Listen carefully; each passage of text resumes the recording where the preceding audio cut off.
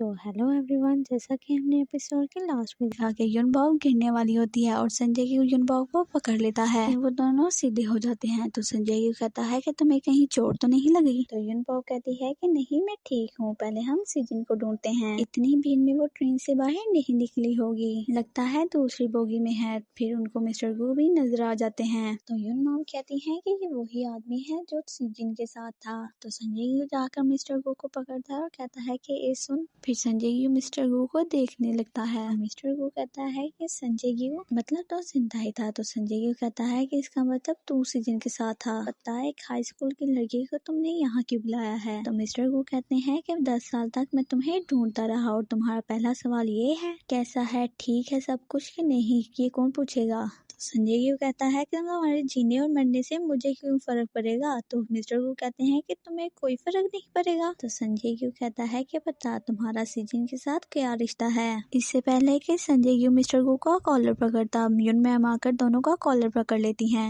युन ma'am कहती है कि मैं तुम दोनों से ये नहीं पूछूंगी कि तुम दोनों एक दूसरे को कैसे जानते हो। मिस्टर गू का कॉलर पकड़ती है और कहती है कि मैं सीजन की क्लास टीचर हूँ, बताओ सीजन कहाँ है। तो मिस्टर गू सबसे पहले अपना कॉलर छुड़वाते हैं और कहते हैं कि मैं पहले आपको बता दूं कि मैं सीजन का क्या लगता हूँ, मैं सीजन का भाई हूँ। तो युन मैम कहती है कि भाई। तो मिस्टर गू कहते हैं कि मुझे नहीं पता कि आप यहाँ पर क्या करने आए हैं। अगर आपको लगता है कि सीजन अपना घर छोड़कर भागी है तो आप उसकी फिक्र ना करिए, मैं उसका सगा भाई होने की वजह से मैंने उस पर निगरानी रखी हुई थी और मैंने अपने पेरेंट्स को सब कुछ पहले ही बता दिया था। यहाँ सब कुछ ठीक है। तो सीजन कहती है कि क्या, इसका मतलब जो मैंने अपना घर छोड़ा वो और कुछ नहीं छुट्टी जैसी है। वो तीनों जा रहे होते हैं। तो हांगुल कहता है कि आई एम सॉरी, मुझे लगा कि वो किसी अजनबी के साथ जा रही है, मैं डर गया था और इसलिए मैंने आपको बिना सोचे समझे बुला लिया। तो युन मैम कहती है कि तुमसे गलती जरूर हुई है लेकिन तुम्हारी नीयत अच्छी थी, तुम दोनों 3 साल से एक साथ रह रहे हो, इतनी देर तक कोई एक दूसरे के साथ रहे तो उसके साथ अटैचमेंट हो जाती है और तुम्हारा परेशान होना बनता है। तो संजय ये कहता है कि और क्या, तुमने बहुत अच्छा किया उसका पीछा करके, हिम्मत लगती है उसमें भी हांग्युल। तो हांग्युल सोचता है कि सीजन इस वक्त बहुत गुस्से में होगी। फिर हमें सीजन को दिखाते हैं जो कहती है कि शैतान हांग्युल गद्दार भी है, उसने मेरी पीठ के पीछे छुरा खोपा है, वो भी उस फर्जी क्लास टीचर के लिए। तो मिस्टर गू सोचते हैं कि युनबॉब संजय यू के साथ कैसे थी। तो सीजन शॉक्ड होती है और कहती है कि तुम्हें मेरे टीचर के बारे में कैसे पता। तो मिस्टर गू झूठ बोलते हैं कि मैंने मेट्रो में उसका नाम सुना था। तो मिस्टर गू सीजन से पूछते हैं कि संजय यू काम क्या करता है और हांग्युल उसके साथ ही रहता है क्या, घर में और कोई रहता है कि नहीं। सीजन कहती है कि तुम मेरे बारे में बात करना चाहते हो कि हांग्युल के अंकल के बारे में, और उसका मुंह पकड़ती है और कहती है कि क्या कहानी है तुम्हारी और हांग्युल के अंकल की, मुझे बताओ। फ्लैशबैक दिखाते हैं जिसमें टीचर सब बच्चों को पढ़ा रहे होते हैं और संजय यू हांग्युल को उठाकर उसे चुप करवा रहा होता है। फिर सब बच्चों को हांग्युल के रोने की आवाज आती है। तो टीचर कहती है कि ये फिर शुरू हो गया और ये फिर से शुरू हो गया। फिर टीचर संजय यू को बुलाता है। तो संजय यू कहता है कि वो घर में कोई नहीं है ना सर, इसलिए आई एम सॉरी, और फिर सब स्टूडेंट से माफी मांगने लगता है। फिर टीचर कहता है कि अगर मिस्टर गो का हांगुल यूनिवर्सिटी में एडमिशन ना हुआ तो इसकी जिम्मेदारी तुम लोगे। तो दुनिया का पहला मामा होगा जो अपने भांजे को स्कूल में लेकर आता होगा। तो पहला मामा होगा जो दूध पीते हुए भतीजे को अपने साथ लेकर स्कूल में आता होगा। तुम्हारे घर में और कोई नहीं है क्या। तो संजय यू कहता है कि मेरे पापा मछली पकड़ने गए हैं और मेरी बहन। तो इतने में दूसरा स्टूडेंट कहता है कि तुमने कभी संजय यू की बहन को देखा है। तो दूसरा स्टूडेंट कहता है कि मैंने इसके घर में कभी इसकी बहन को नहीं देखा। तो वो कहता है कि सच में। फिर मिस्टर गो खड़े होता है और संजय यू के पास जाने लगता है। फिर मिस्टर गो कहता है कि मुझे दो। तो संजय यू कहता है कि तुम ये क्या कर रहे हो। फिर मिस्टर गो हांग्युल को पकड़ लेता है। हांग्युल मिस्टर गो के पास जाता है और चुप हो जाता है। तो संजय यू कहता है कि ये तुमने कैसे किया, मुझे लगा सिर्फ तुम पढ़ते और लिखते हो, मुझे नहीं था पता कि तुम बच्चे भी संभाल लेते हो। तो मिस्टर गो कहता है कि मेरे घर में भी एक ऐसा ही सैंपल है, चलो पढ़ाई कर ले। फिर मिस्टर गो संजय यू को वापस कर देता है हांग्युल। फिर पूरी क्लास मिस्टर गो के लिए क्लैपिंग करती है। फिर हमारी शुरुआत दोस्ती से हो गई। फिर हमें संजय यू को दिखाते हैं जो मिस्टर गो के कैबिन में से उसके पैसे लेकर जाने लगता है। तो मिस्टर गो कहते हैं और आज हम अजनबी हैं। फिर मैम कहती है कि एक तो रोमांटिक हीरो लगता है और दूसरा एक्शन मूवी का, तुम दोनों को देखकर तो ऐसे ही लगता है कि तुम दोनों एक दूसरे के लिए अजनबी हो। तो संजय यू कहता है कि अजनबी हैं और क्या। तो यून मैम कहती है कि उसने तो कहा था कि तुम्हें वो वो 10 साल तक ढूंढता रहा है। तो अगर वो तुम्हें 10 साल तक ढूंढता रहा है तो तुम उसके लिए अजनबी तो नहीं ना हुए। तो संजय यू कहता है कि इस चीज के पीछे भी एक वजह है।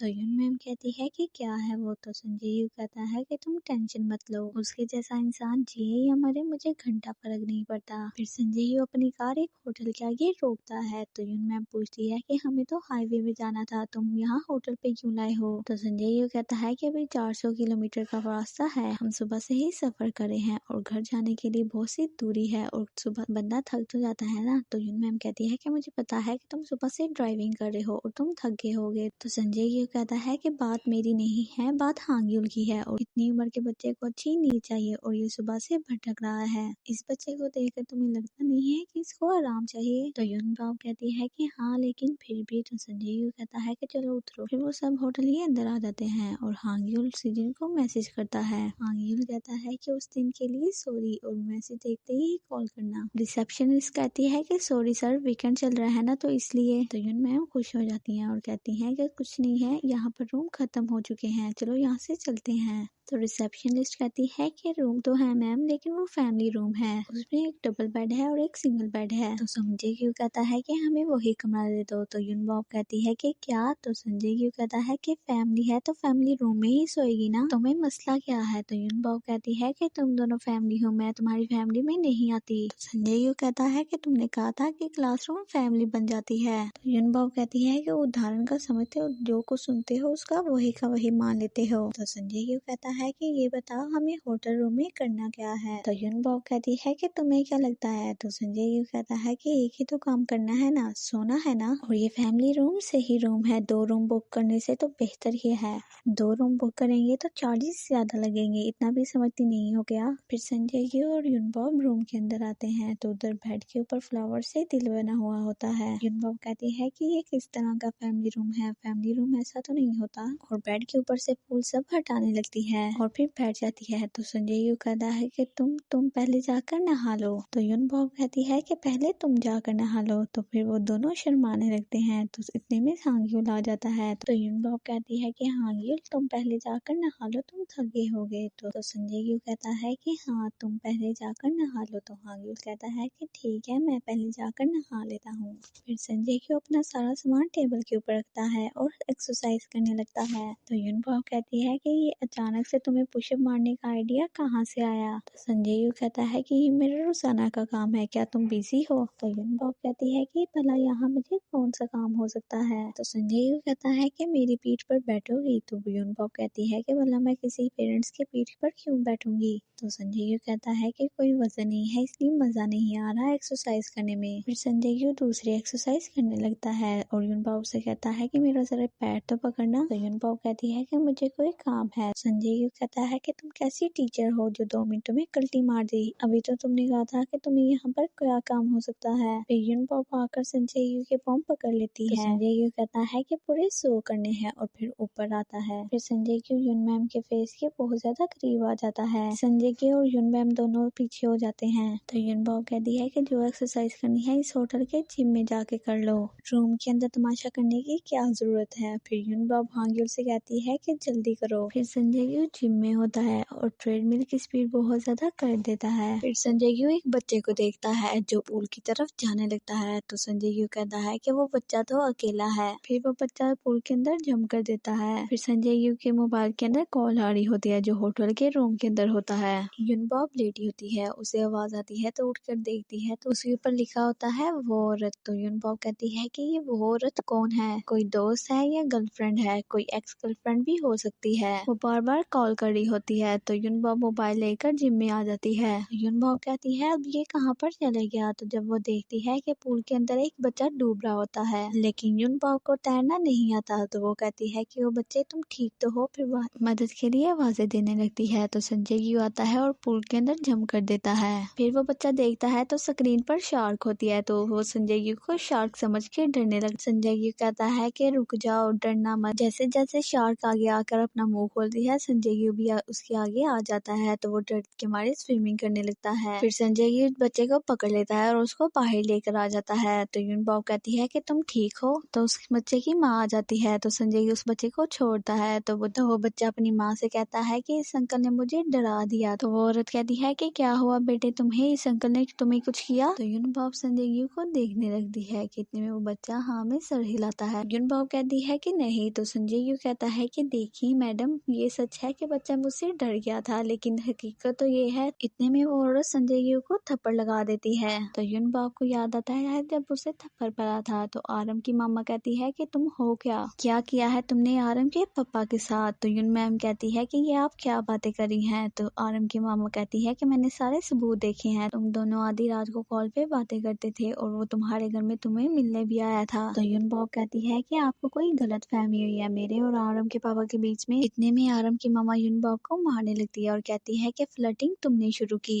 तो यूनबाब कहती है कि नहीं मैडम नहीं। तो आरम की मामा कहती है कि तुमने ही तो कहा था कि वो बहुत ज्यादा केयरिंग है। और तो डोरे डालने लगी और यूनबाब के बाल पकड़ती है और उनसे खींचने लगती है और खुद को टीचर कहती है तू। तो यूनबाब कहती है कि नहीं मैडम नहीं, मैंने ऐसा नहीं किया। फिर उस बच्चे की मॉम कहती है कि कौन है तू और तुमने मेरे बेटे के साथ क्या किया? संजय कहता है कि देखिए मैडम आराम से बोलिए, मैं सुन सकता हूँ, और अगर फार्मेसी खुली हुई है तो इसके लिए दवाई ले आए, ये बहुत डरा हुआ है। तो वो औरत कहती है कि अजीब आदमी है और अपने बेटे को लेकर वहाँ से चले जाती है। तो संजय के बच्चे को गुड बाय करता है। तुम यूनबाब कहती है कि तुमने उन्हें सच बताया क्यों नहीं? जो तुमने किया तुम्हारे पाँव पड़ने चाहिए थे, लेकिन वो तुम्हें गालियां दे रही थी। तो संजय क्यों कहता है कि छोड़ो ना, बच्चा तो ठीक है ना, तो एक्सप्लेन करने की क्या जरूरत है? तो यूनबाब कहती है कि हाँ छोड़ो, तुम्हारा जो मन करेगा वो ही तुम करोगे, लेकिन एक बार जो इमेज बन जाती है उसको बदलना बहुत मुश्किल होता है। फिर यूनबाब उस लेडी के पास आती है और उसे सीसीटीवी कैमरा से फुटेज दिखाती है। फिर हमें जिम का सीन दिखाया जाता है जहाँ पर सर डोमियो उनसे पूछते हैं कि क्या तुमने अपने टीचर को देखा है? तो डोमियो कहता है कि हाँ मैंने उनको देखा है ना, अगर हमारे टीचर आपको देखते तो बहुत खुश होते। फिर जियोंगजी सर लीडर से कहते हैं कि जिसकी आप बात कर रहे थे वो कब तक आएंगे और हम कब तक मगरियों की तरह देखते ही रहेंगे। फिर वो उनको दूसरी एक्सरसाइज के बारे में बताते हैं। मैम सुख वो एक्सरसाइज बहुत अच्छी तरीके से कर लेती हैं। तो सर मैम सुख से पूछते हैं कि आप पहले भी यहाँ आई हैं क्या? मैंने तो आज पहली बार देखा है, नहीं तो इससे पहले मैं टीवी में देखता था। तो मैम सुख कहती हैं क्या सच में ये बहुत अच्छा है? तो लीडर मैम सुख से कहते हैं कि आप तो वाकई ही शानदार हैं, फिर से दोबारा कीजिए। जब वो स्पीड से कर रहे होते हैं तो जियोंगजी सर को गुस्सा आ जाता है और वो मैम सुख के ऊपर अटैक करते हैं। तो मैम सुख डर जाती हैं और उनके प्राइवेट पार्ट पर अटैक कर देती हैं। सर जियोंगजी को बहुत ज्यादा दर्द हो रहा होता है और वो गिर जाते हैं। फिर सर जियोंगजी जिम से बाहर आते हैं और कहते हैं कि मुझे पता था यही होगा, मुझे पता था। तो मैम सुख कहती हैं कि फूटिए क्या? तो जियोंगजी सर गुस्से से कहते हैं कि क्या बोल रही हैं, अपना मुंह बंद कीजिए और यहाँ से जाइए। तो मैम सुख कहती हैं कि आप ठीक नहीं लग रहे नीचे से। तो जियोंगजी सर कहते हैं कि क्या करी हो यार, जाओ यहाँ से मेरी माँ। तो मैम सुख कहती हैं कि आराम से देखकर डॉक्टर से पूछ के दवाई ले लेना और जो भी खर्चा होगा उसकी भरपाई मैं कर दूंगी। तो जियोंगजी सर कहते हैं कि भरपाई कैसे करोगी, अगर मेरी शादी ना हुई तो मैम सुख कहते हैं कि आपको लगता है कि आपकी अभी भी शादी हो सकती है? तो जियोंगजी सर कहते हैं कि हाँ होगी, बाद में बात तलाक तक आ जाए मुझे कोई मसला नहीं, मैं एक बार शादी जरूर करूंगा। तो मैम सुख कहती हैं कि ये मसला कहाँ से आ गया? तो जियोंगजी सर कहते हैं कि अपनी टांग मेरे मामले में मत अड़ाइए और यहाँ से जाइए। फिर मैम सुख जियोंगजी सर को बहुत सी बातें सुनाती हैं। फिर वो लेडीज फुटेज देखती है तो शर्मिंदा होती है, बाहर आके संजय क्यू से सॉरी करती है, मुझसे बहुत बड़ी गलती हो गई। तो संजय क्यू कहता है कि आपको माफी उससे मांगनी चाहिए, पूरे दिन के भागदौड़ के बाद वो यहाँ पर आराम करने आई थी, लेकिन सीसीटीवी फुटेज की वजह से वो आराम नहीं कर पाई। फिर वो लेडी यूनबाब के पास जाती है और कहती है कि मैं दिल से माफी मांगती हूँ, आप प्लीज मुझे माफ कर दें। तो यूनबाब उसे माफ कर देती है। फिर हमें हांग्युल को दिखाते हैं जो मैसेज देख रहा होता है कि सिजिन ने मैसेज सेंड किया भी है कि नहीं। तो संजय यू हांग्युल से कहता है कि फोन रखकर सो जाओ और फिर लाइट बंद कर देता है। हांग्युल मोबाइल रखकर सोने लगता है कि इतने में सिजिन की कॉल आती है। हांग्युल मोबाइल पकड़ के वहाँ से चले जाता है। तो यून मैम हांग्युल से कहती है कि तुम इधर ही बात कर लो और यही हमारी आज की एपिसोड खत्म होती है। Don't forget to subscribe my channel.